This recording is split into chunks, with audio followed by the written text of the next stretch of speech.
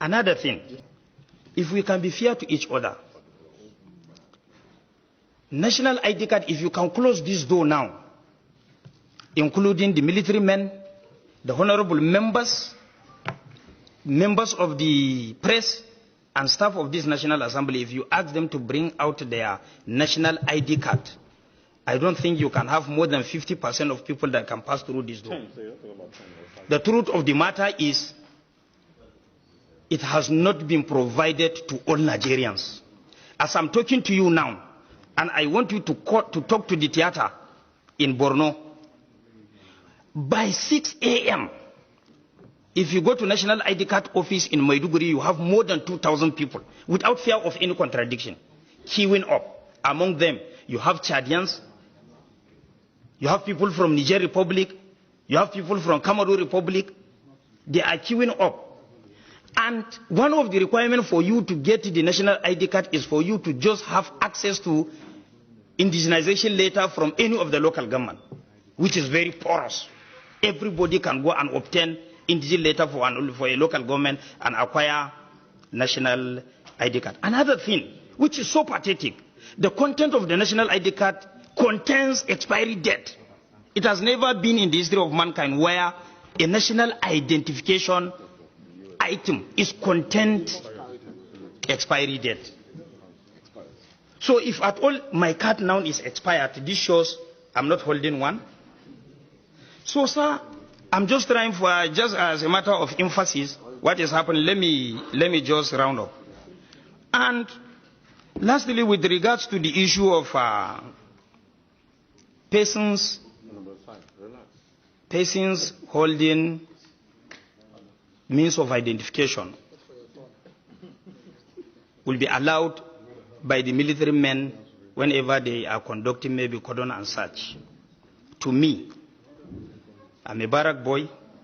My father is a retired military officer.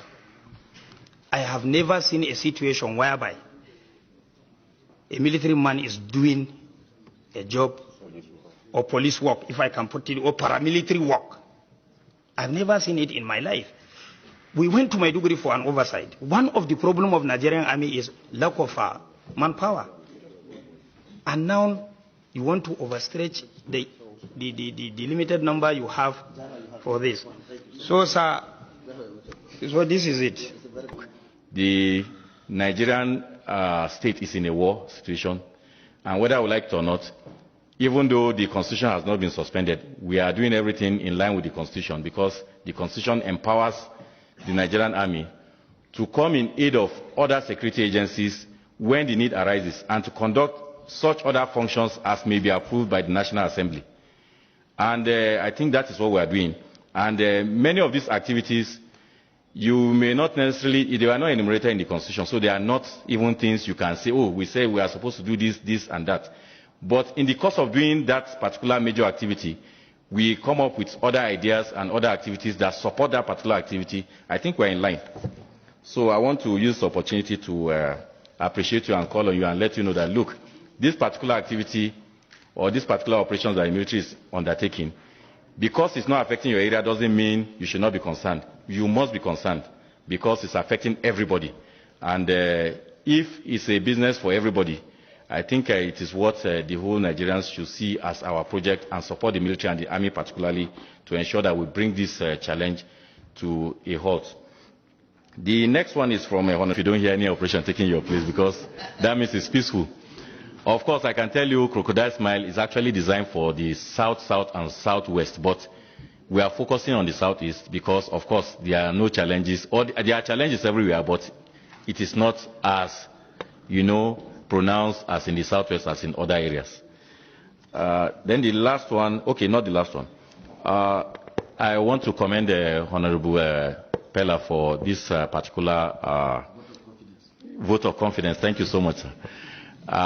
You actually said that if the military is coming up with new ideas and innovations in a bid to improve on the security situation within the country, we should be supported. And I want to call on other distinguished members to toe his line and, of course, speak to their constituents to understand what we are doing it's not out of the ordinary, as I said. I've tried to explain as much as possible. There you are not going to see any increased number of troops on the road, or you are not going to have additional checkpoints and roadblocks. You are not going to see any different activity, which you are already seeing now. But it's just a noble idea in a bid to arrest some of these criminals that may be relocating from one particular part of the country to other parts. So also you cited the aspect of awareness and sensitization that we need to do more. I agree with you that yes, of course, anything the army is doing or the military is doing, sometimes people read a whole lot of meanings into it, and we will take this back and ensure that we create more awareness. Right now in Enugu, there is a